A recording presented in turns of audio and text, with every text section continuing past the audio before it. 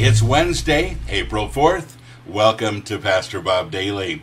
My friend Joel on Facebook says, "What can I do when I want to know the plan which God has for my life, but I get no answer from him? Perhaps I didn't notice it? I'm a lazy guy and I don't trust in myself. I can't help myself, God helps me, but I can't really notice his help and love. I want to live for God, and I don't think that it's helpful when I wait for a big miracle." I don't think it's helpful either, Joel. You know, sometimes it's so difficult when we try to figure out God's plan for our life.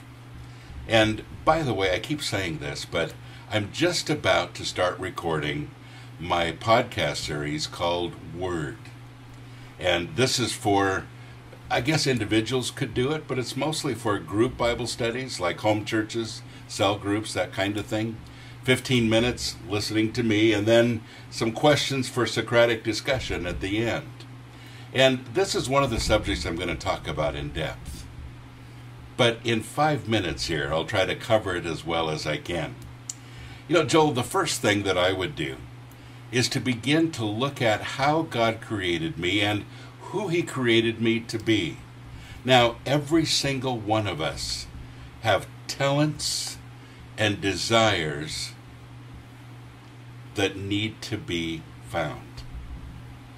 There are things that you like, and Joel, I know you like heavy metal music. I know you like music. But there are other things that you enjoy. There are things you're good at. You know, some people find that they have the gift of serving. They like to serve other people. Some people find that they love to study and teach it. They have the gift of teaching. Some people just like to organize things. They have the gift of organization, etc., etc. You know, there are some great spiritual gifts that God has given each one of us. And when you begin to understand what your spiritual gifts are, you begin to understand what your calling is in life as well.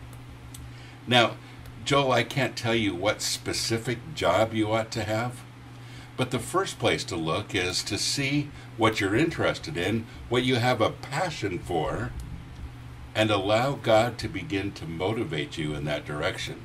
Now, there's a few things that I know for sure about this. First of all, God's probably not going to ask you to do something that is against your nature.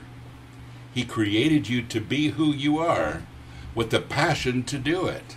That's a great place to start. What are your passions?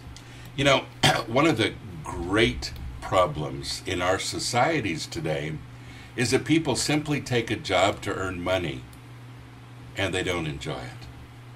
And I can't imagine living my life doing something I don't enjoy. You know, honestly, if I didn't enjoy doing this podcast, I wouldn't do it. I have always tried to be true to my passions and my motivation. I haven't always gotten it right, but I have most of the time.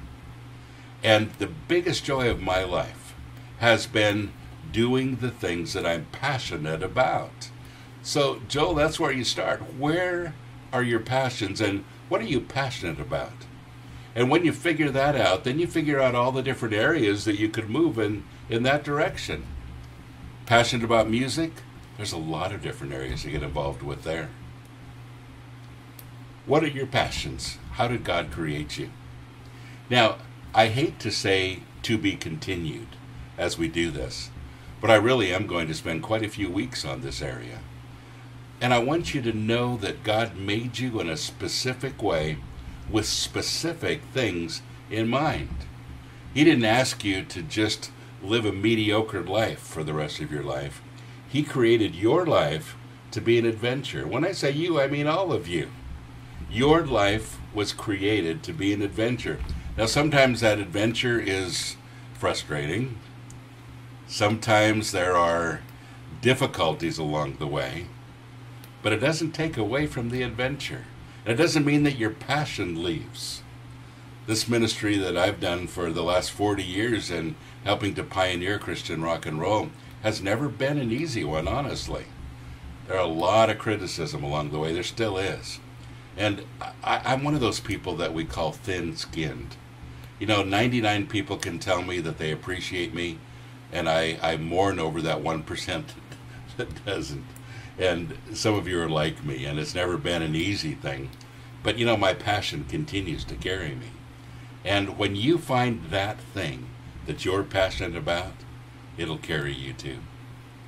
Well, Joel, I hope that helps a little bit, at least enough to get started. God hasn't forgotten about you. He sees you, and He absolutely has a plan for you.